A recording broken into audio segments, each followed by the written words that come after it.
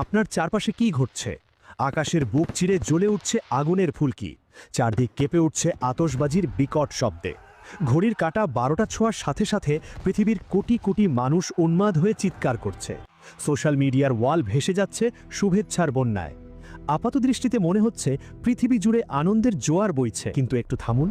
এই চাকচিক্য আর এই আলোর ঝলকানির পেছনে লুকিয়ে আছে এমন এক ভয়ঙ্কর অন্ধকার সত্য, যা জানলে আপনার মেরুদণ্ড দিয়ে হিম শীতল স্রোত বয়ে যাবে।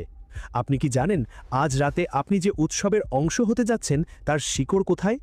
আপনি কি জানেন হাসি মুখে বলা ওই হ্যাপি নিউ ইয়ার শব্দটির আড়ালে লুকিয়ে আছে হাজার বছরের পুরনো এক অভিশাপ? আজ আমরা সেই মুখোশ খুলে দেব। আজ আমরা সেই ইতিহাসের মুখোমুখি হব যা এতকাল জাঁকজমকপূর্ণ উৎসবের আড়ালে চাপা দিয়ে রাখা হয়েছিল। চলুন সময়ের এক রহস্যময় সুড়ঙ্গ দিয়ে ফিরে যাই আজ থেকে প্রায় 2000 বছর আগে, প্রাচীন রোমান সাম্রাজ্যের এক অন্ধকার অধ্যায়ে। সেই সময় রোমের অলিতে গলিতে রাজত্ব করত মূর্তি পূজারীরা। তাদের দেবতাদের মধ্যে সবচেয়ে অদ্ভুত আর ভীতি জাগানিয়া ছিল জানুস। জানুস ছিল দুমুখ এক দেবতা। তার একটি মুখ পেছনের দিকে, যা দিয়ে সে অতীতকে দেখত, আর অন্য মুখটি সামনের দিকে, যা দিয়ে সে ভবিষ্যৎ দেখতে পেত।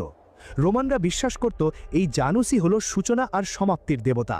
তাদের ধারণা ছিল বছরের প্রথম দিনে যদি এই জানুস দেবতাকে খুশি করা যায়, তবেই পুরনো বছরের পাপ মোচন হবে আর নতুন বছরের সৌভাগ্য আসবে।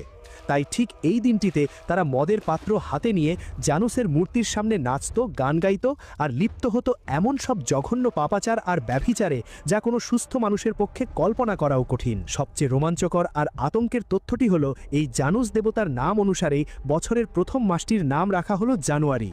অর্থাৎ আজ যখন আপনি বা আপনার সন্তান খুব খুশিতে হ্যাপি নিউ ইয়ার বলে চিৎকার করছেন, তখন আপনারা অজান্তেই সেই 2000 বছর আগের রোমান পৌত্তলিকতার অংশ হয়ে যাচ্ছেন। আপনারা পুনর্জীবিত করছেন সেই মৃত জানুস দেবতাকে। আপনি কি জানেন আজ আমরা যে ক্যালেন্ডার ব্যবহার করছি তার জন্মও কোনো সাধারণ প্রক্রিয়ায় হয়নি? এর পেছনেও রয়েছে ধর্মতাত্ত্বিক পরিবর্তনের এক বিশাল ষড়যন্ত্র। যীশু খ্রিস্টের জন্মের বহু বছর পর পোপ গ্রেগরি যখন ক্যালেন্ডার সংস্কার করলেন, তিনি প্রাচীন রোমানদের এই 1 জানুয়ারির প্রথাকেই বছরের শুরু হিসাবে সিলমোহর মেরে দিলেন। অর্থাৎ এই দিনটির সাথে না আছে ইসলামের কোনো সম্পর্ক, না আছে বিজ্ঞানের কোনো যুক্তি, আর না আছে আমাদের বাঙালি সংস্কৃতির কোনো যোগসূত্র। এটি পুরোপুরি একটি বিজাতীয় এবং মূর্তি পূজার উপর ভিত্তি করে গড়ে ওঠা সংস্কৃতি, যা আজ আমাদের মগজ ধোলাই করে ছেড়েছে। এবার একটু বর্তমানের দিকে তাকান। 31শে ডিসেম্বর রাতে আমাদের শহরের চিত্রটা আসলে কেমন হয়? ঠিক যখন ঘড়িতে 12টা বাজে, তখন কি মসজিদগুলোতে কোনো ইবাদত হয়? না, তখন শুরু হয় আল্লাহর অবাধ্যতার এক মহা উৎসব।